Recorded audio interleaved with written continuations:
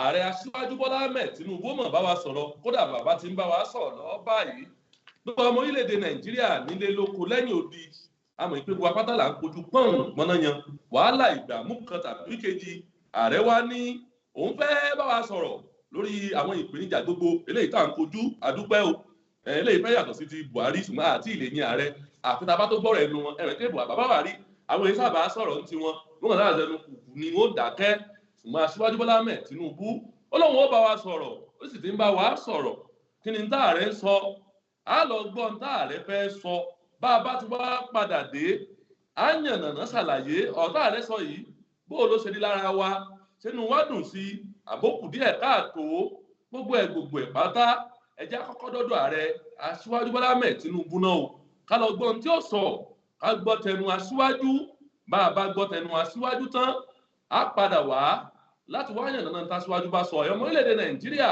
ẹ̀yin yẹn káàkiri tẹ́ wà ní ojú òpó tẹ́ ṣe kẹ́ ti máa wò ó ẹ máa bá wa like ẹ share ẹ máa share ọ̀rọ̀ aṣíwájú Bọ́lá Ahmed Tinubu káàkiri ẹjọ́ trend kó rìn kiri torí pé tó kó lè dáa tó bá dáa tán ojúṣe tèmi àti yín ni o ẹjá lọ gbọ́ ọ̀rọ̀ aṣíwájú Bọ́lá Ahmed Tinubu ẹ̀ta bá ti wá padà dé èmi náà kú omi o àjọ wà ń bẹ̀ àjọ gbọ́ ni ẹjá lọ gbọ́ ọ̀rọ̀ aṣíwájú ẹ kú kalẹ̀ ẹ̀nlẹ́mbẹ̀ wọn o. Our economy.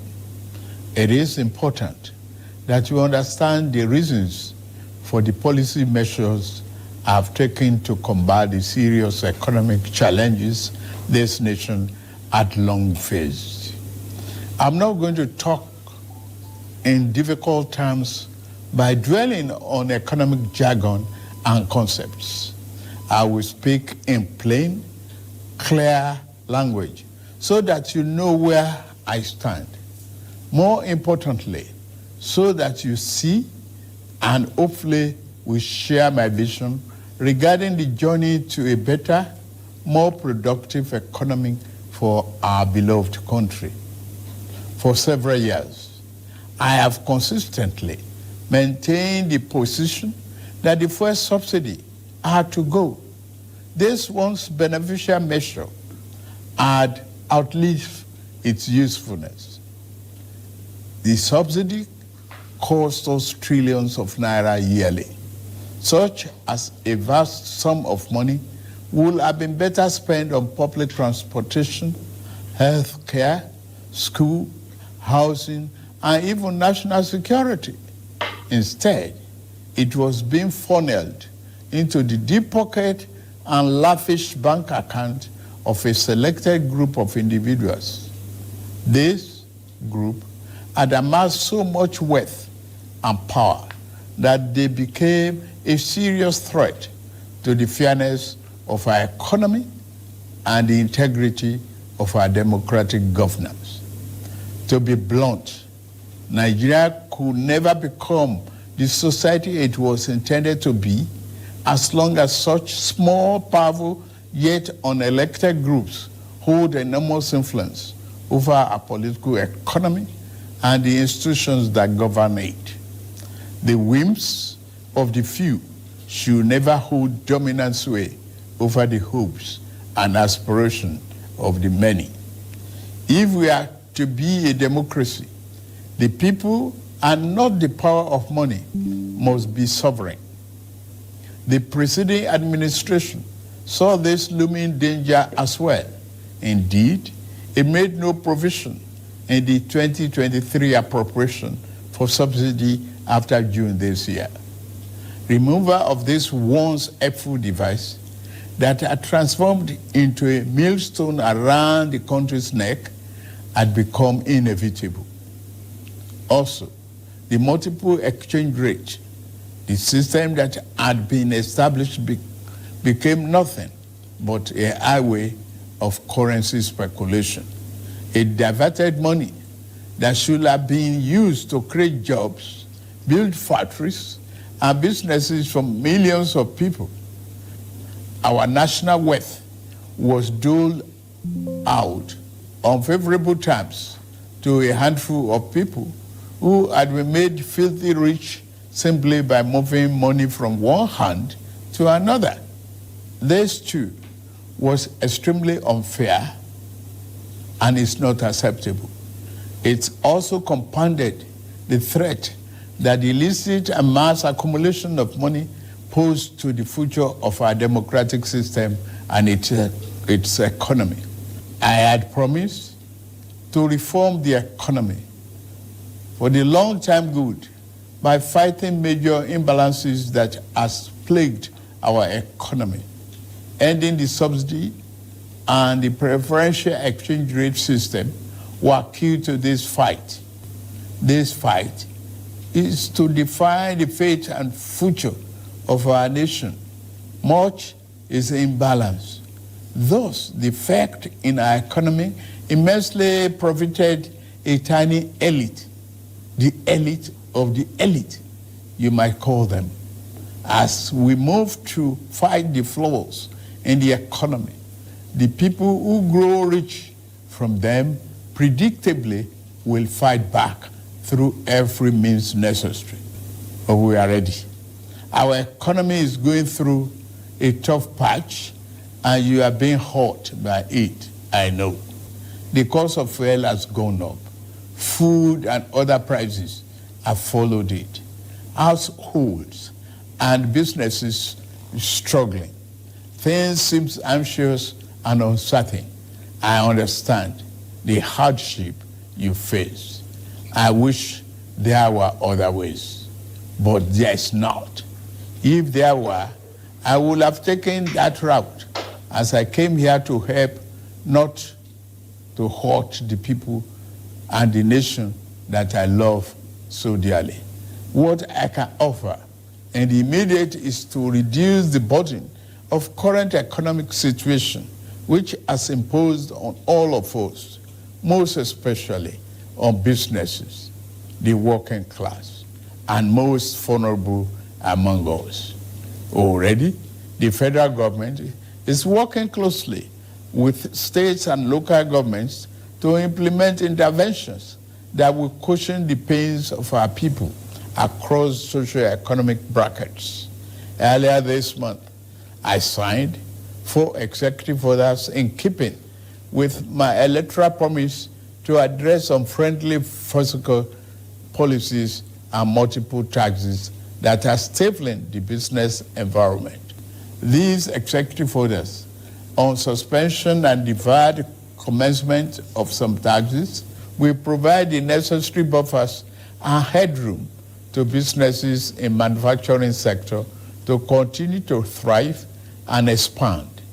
To strengthen the manufacturing sector, increase its capacity to expand and create good paying jobs, we are going to spend $75 billion between July 2023 and March 2024. Our objective is to fund minimum of 75 enterprises with great potential to kickstart a sustainable economic growth, accelerated structural transformation, and improved productivity.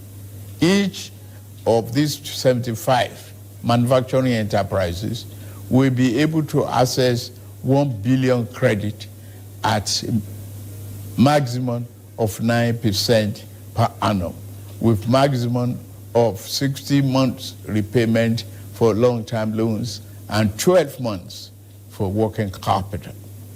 Our administration recognizes the importance of micro, small, and medium-sized enterprises and the informal sector as the drivers of growth. We are going to energize this important sector with $125 billion. Out of the sum, we will spend $50 billion conditional grant to 1 million nano businesses between now and March 24.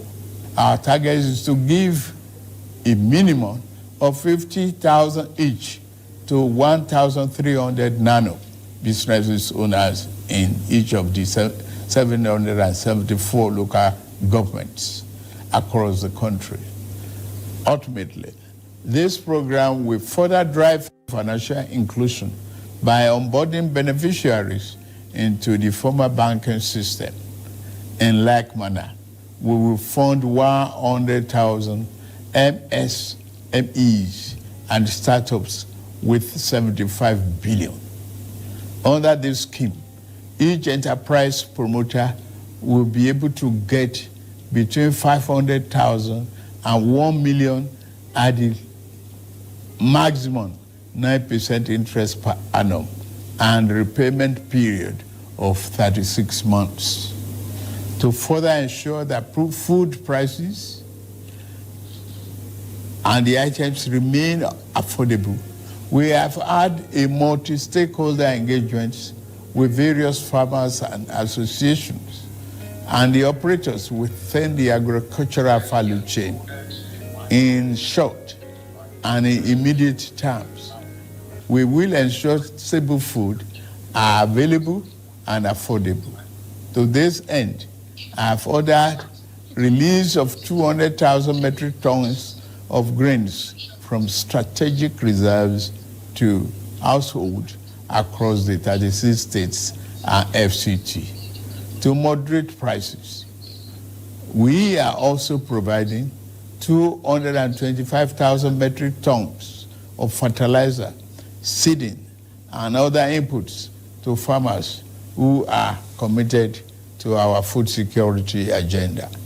Our plan to support cultivation of 500,000 hectares of farmland and all year-round farming practice remain on course. To be specific, 200 billion out of the 500 billion approved by the National Assembly will be disbursed as follows. Our administration will invest 50 billion each to cultivate 150,000 hectares of rice and maize.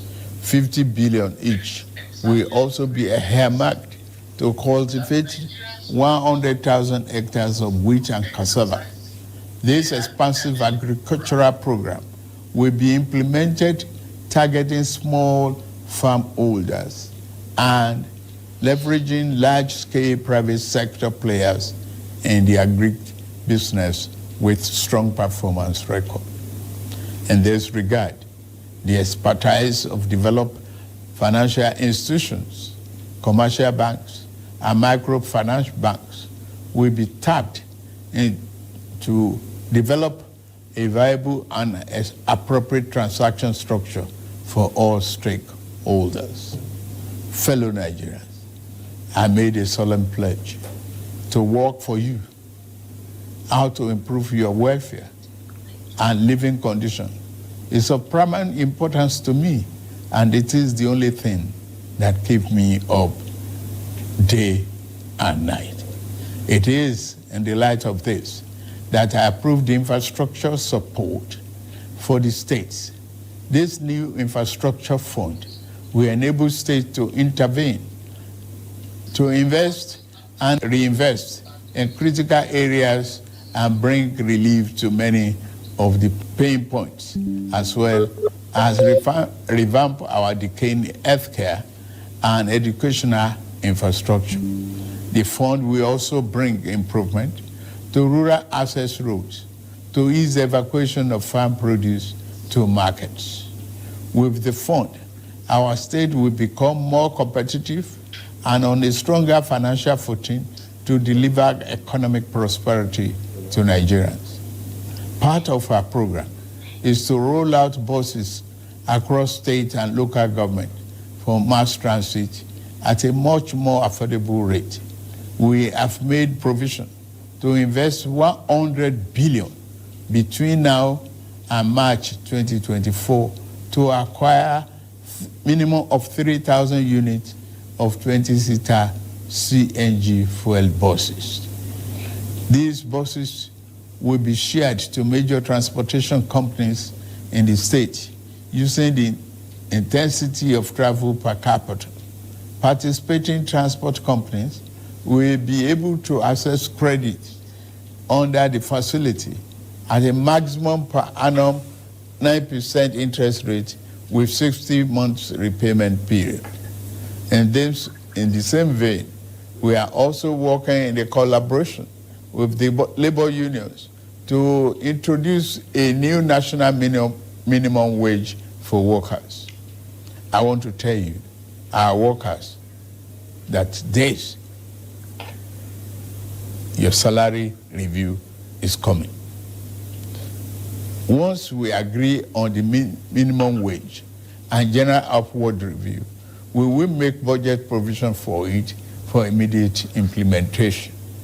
I want to use this opportunity to salute many private employers in the organized private sector who have already implemented general salary review for employees. Fellow Nigerians, this period may be hard on us, and there is no doubt that it's tough on us. But I urge you all to look beyond the present temporary pains and aim at the larger picture. All our good and helpful plans are in the works. More importantly, I know that they will work. Sadly, there was an unavoidable lag between subsidy removal and these plans coming fully online. However, we are swiftly closing the time gap.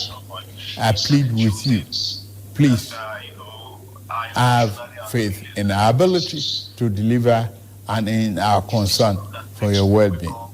We will get out of this turbulence, and due to the measures we have taken, Nigeria will be better equipped and able to take advantage of the future that awaits her.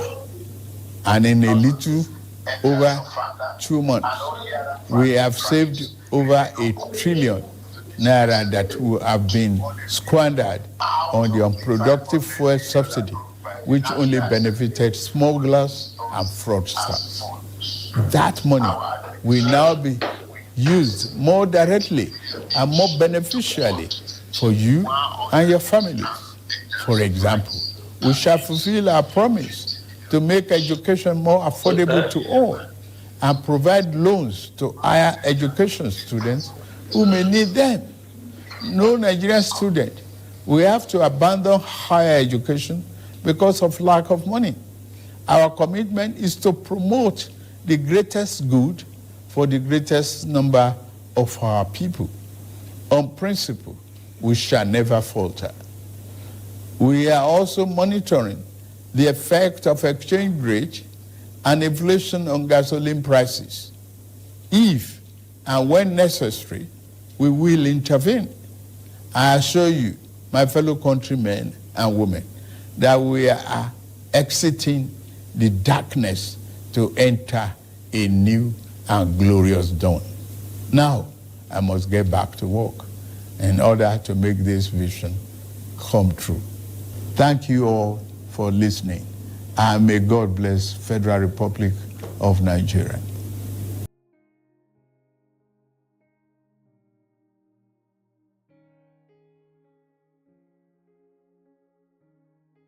olùpẹ̀gbọ́n tá ààrẹ sọ̀rọ̀ tó pọ̀ gan-an pàápàá jùlọ lórí ọ̀rọ̀ ètò ọrọ̀ ajé orílẹ̀-èdè Nàìjíríà, gbogbo ìgbésẹ̀ ààrẹ Aṣíwájú Bọ́lá Ahmed Tinubu láti rí pé òun tún ètò ọrọ̀ ajé orílẹ̀-èdè Nàìjíríà sọ bí ẹni sọgbá. Ó dúpẹ́ pọ̀ lọ́wọ́ àwọn tí wọ́n jẹ́ private employers pẹ̀lú mọ́ ń gba ọ̀pọ̀lọpọ̀ àwọn èèyàn ṣiṣẹ́ lórílẹ̀-èdè Nàìjíríà tí wọ́n sì ń tún owó oṣù ṣe. Bákan náà kò ṣàì mẹ́nubà wípé ààrẹ ṣàtẹnumọ́ rẹ̀ pé ó lè le kókó lákòótá wa yóò. Ó dárúkọ ọ̀pọ̀lọpọ̀ owó eléyìí tí subsidy, àwọn impact tí fuel subsidy ti mú wá. Ààrẹ sọ̀rọ̀ tó pọ̀ nípa rẹ̀, àwọn impact fuel subsidy. Ààrẹ sọ̀rọ̀ púpọ̀.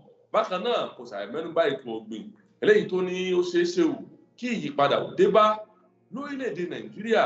Ààrẹ ò ṣàì mẹ́nubà pé lákòótá wà yìí tòótọ́ ó lé. Ààrẹ gan sọ pé ó lé. Ó ní ṣùgbọ́n bó ṣe le tó bá a bá ní sùúrù, ó ní adùn rẹ̀ ń padà